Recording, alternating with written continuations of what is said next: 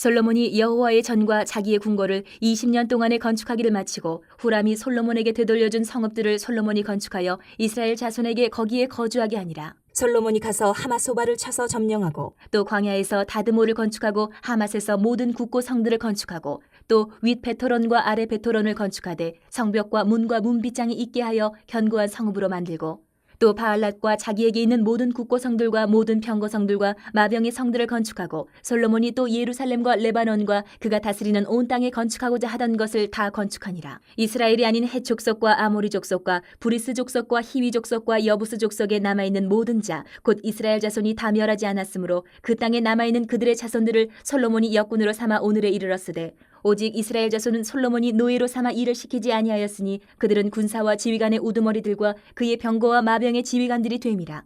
솔로몬 왕의 공장을 감독하는 자들이 250명이라.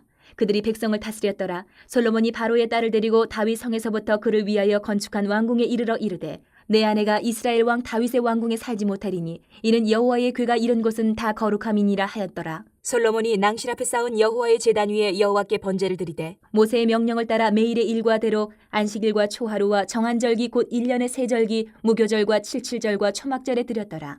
솔로몬이 또 그의 아버지 다윗의 규례를 따라 제사장들의 반열을 정하여 섬기게 하고 레위 사람들에게도 그 직분을 맡겨 매일의 일과대로 찬송하며 제사장들 앞에서 수종들게 하며 또 문지기들에게 그 반열을 따라 강문을 지키게 하였으니 이는 하나님의 사람 다윗이 전에 이렇게 명령하였음이라. 제사장들과 레위 사람들이 국고 일에든지 무슨 일에든지 왕이 명령한 바를 전혀 어기지 아니하였더라. 솔로몬이 여호와의 전의 기초를 쌓던 날부터 준공하기까지 모든 것을 완비하였으므로 여호와의 전 공사가 결점 없이 끝나니라. 드디어 성전의 모든 공사가 다 끝났어요. 그리고 자신의 왕궁까지 지었어요. 20년 동안. 그리고 짓는 것으로 끝나는 것이 아니고 오늘 우리가 읽은 이 8장의 본문을 꼼꼼히 들여다보면 그렇게 하나님께 지어드린 성전을 잘 운영을 했구나 하는 것을 볼 수가 있어요. 성전답게. 솔로몬은 모세의 명령을 따라 날마다 정해진 대로 제물을 드렸어요. 제사를 드렸습니다. 그리고 성전을 잘 운영하는 데 필요한 사람들을 적재적소에 다 배치를 해서 성전을 움직이도록 했어요. 그리고 맡은 바 소임을 그 사람들은 다 자기 자리에서 충성스럽게 잘 해냈어요.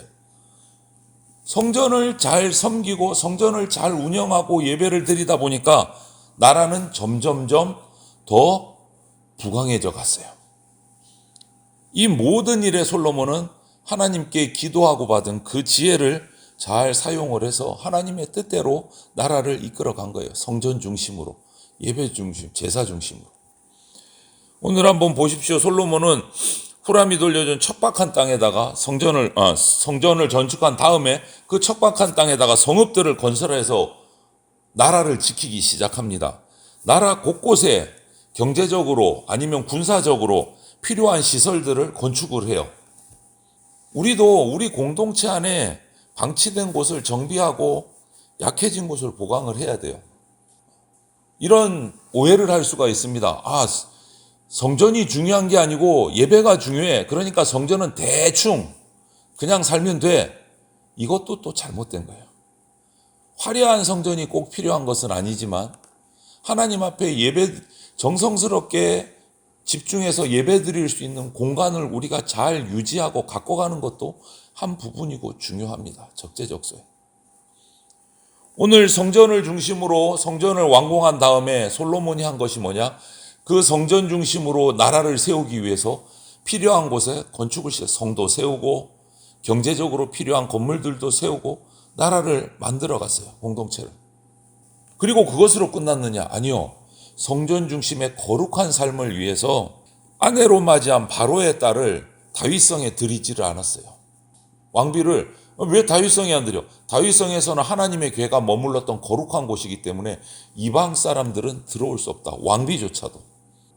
따로 지은 궁에 머물게 하고 다윗성에는 들어오지 못하게 합니다. 최소한의 거룩함을 지키기 위해서 애를 쓴 거예요. 여러분, 이 거룩이라는 거, 이것은 그냥 세상 등지고 금욕하면서 사는 게 거룩이 아니에요. 거룩은 하나님을 향해서 내 마음을 딱 고정시키는 거예요. 방향이고 결심이에요. 거룩은. 하나님을 향한 내 마음의 기울기라고 말할 수 있어요. 바쁜 일상, 복잡하고 거친 감정 이런 것 속에서도 스톱하고 하나님 앞에 잠시 멈춰 서서 하나님을 바라볼 수 있는 태도.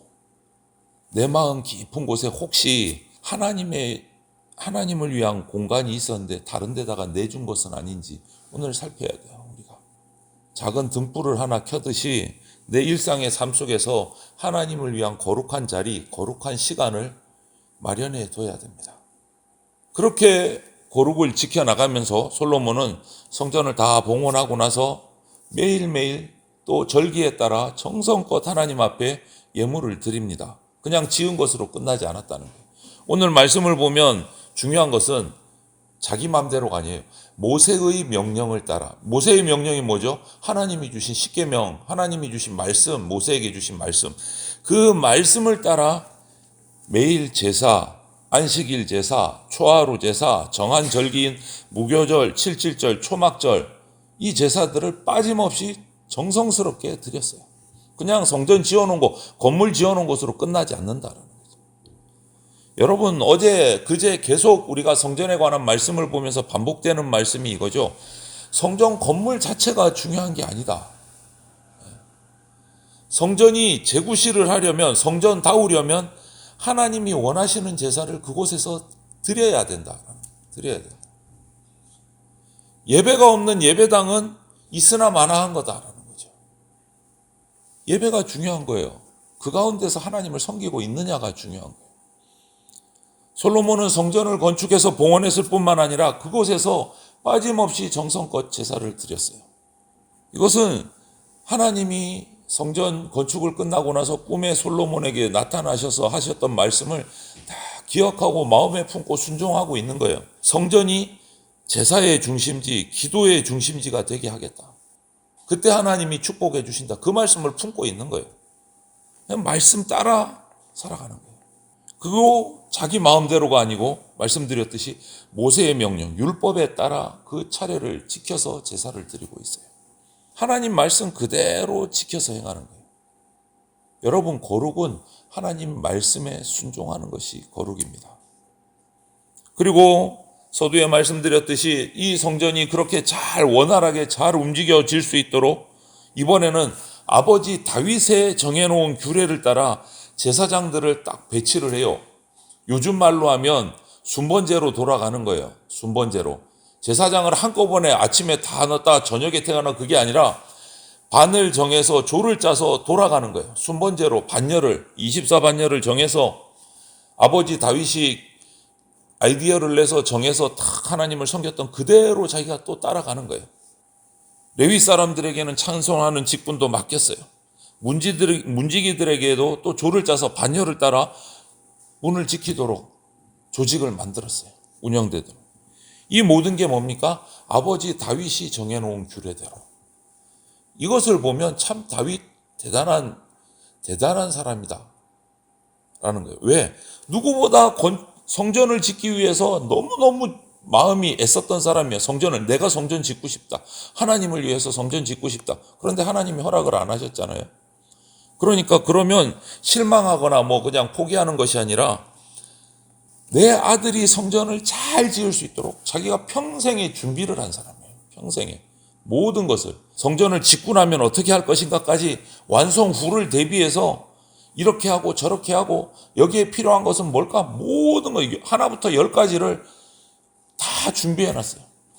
어떻게 보면 다윗이 지은 성전이에요. 직접 짓는 거 말고는 전부 다 다윗이 준비를 다 해놨어요. 짓는 거 말고는. 모든 운영 방침까지 다 준비를 해놨어요. 대단한 거예요. 이렇게 다윗 아버지의 명령을 아버지의 그 준비해 놓은 것을 가지고 운영을 합니다. 제사장들, 레위인들, 문지기들 또 그들은 그 자신이 받은 책임대로 자신의 자리에서 조금도 그 규례를 어기지 않고 충성스럽게 본분을 다 해요. 제사장들도 문지기들도. 여러분, 하나님의 사역을 위해서 직분을 맡은 자들이 그 자신의 직분 맡은 자리에서 충성스럽게 일사불란하게 일하는 모습은요, 정말 아름다운 모습입니다. 정말 아름다운 모습. 교회 공동체도 동일해야 됩니다. 맡겨진 바 직분을 충성스럽게 감당해야 돼요.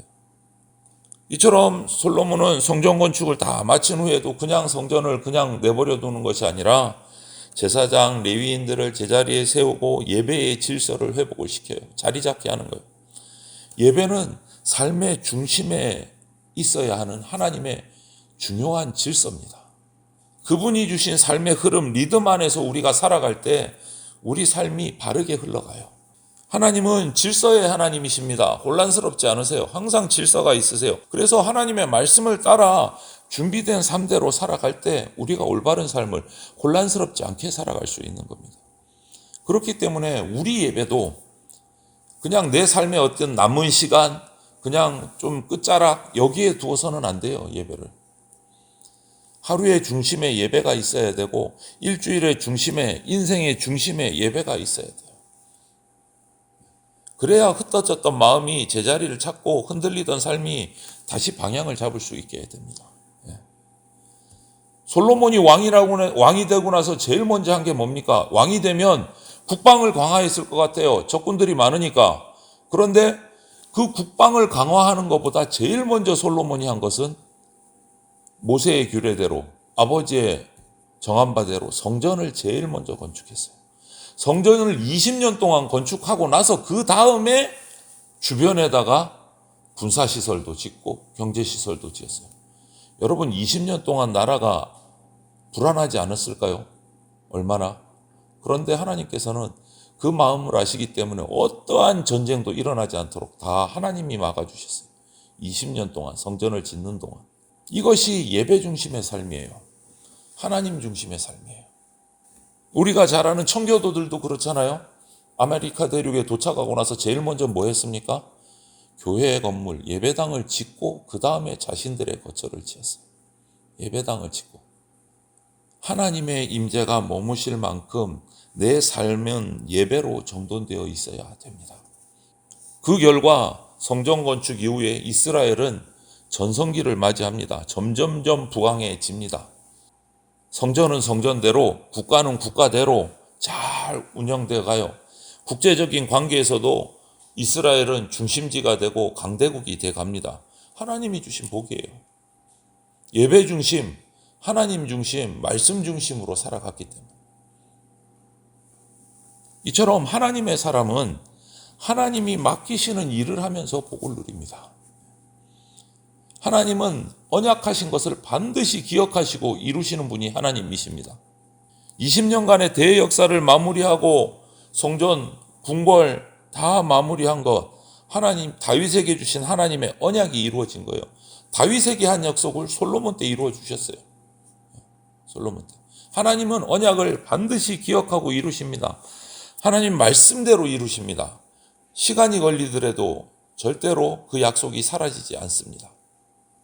우리가 잊어버리고 배신하지 하나님은 잊지 않으십니다.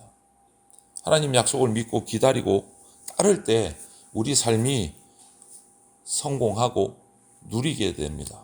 오늘 이 하루도 하나님이 우리에게 주신 이 말씀의 약속을 붙들고 믿고 우리 삶 속에서 거룩함을 이루어 가서 삶을 예배 중심으로 살아서 하나님이 약속하신 그 약속의 성공, 기쁨을 누리는 저와 여러분들이 다 되시기를 주님의 이름으로 축원을 드립니다. 아멘.